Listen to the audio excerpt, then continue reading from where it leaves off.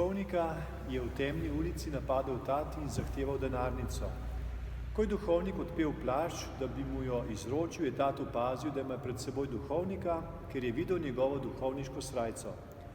Hitro se je opravičil in rekel: Gospod, opravičujem se vam, obdržite denarnico, nisem vedel, da ste duhovnik.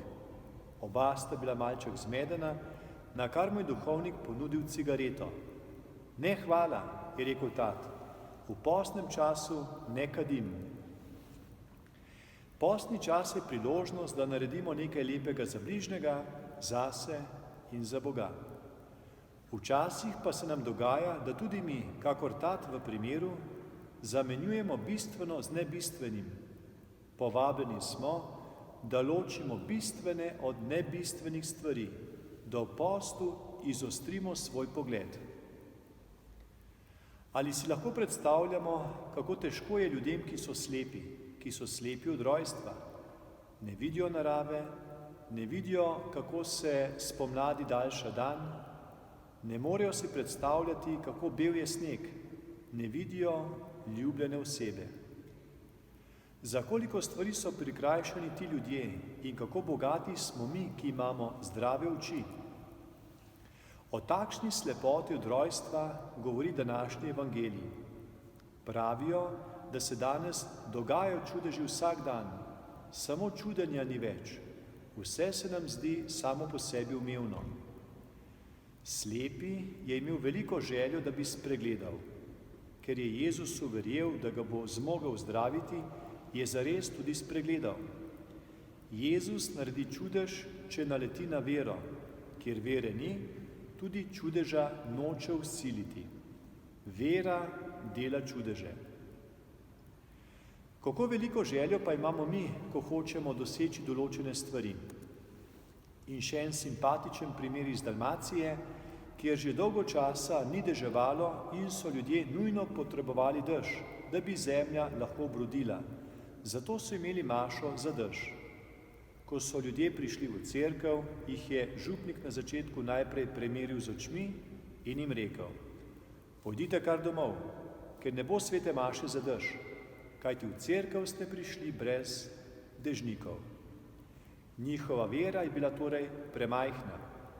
Slepi pa je imel vero, zato je bil zdravljen telesne slepote. Poleg telesne slepote pa poznamo tudi duhovno slepoto, ki pa je mnogo hujša. V evangeliju nastopajo farizeji. Za razliko od slepega so farizeji imeli zdrave telesne oči, vendar so imeli zaslepljene duhovne oči, ker je bila na njih zelena mrena nevoščljivosti.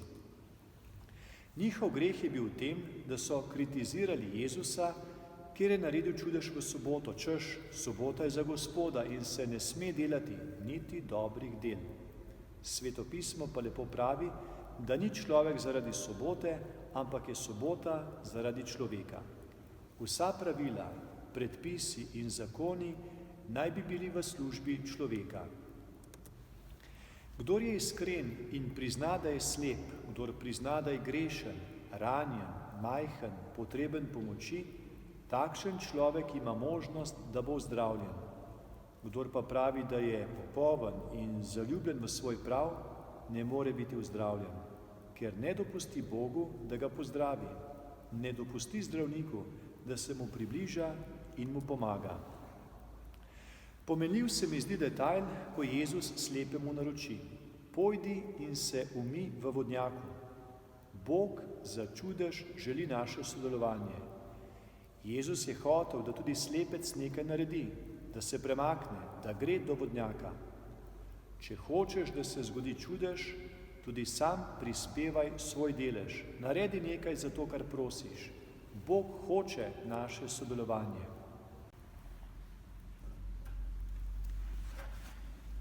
Najpomembnejša priprava na veliko noč je dobra sveta spoved. Pri spovedi so nam odpuščeni grehi in ta čudež, ki se zgodi v spovednici, bi lahko primerjali s čudežem iz današnjega evangelija, ko je sleporojeni telesno in duhovno spregledal. Greh nam na oči položi mreno in nam spači pogled. Vztrajanje v grehu pa nas lahko pripelje celo tako daleč, da postanemo za greh neobčutljivi, kar je najhujše zlo.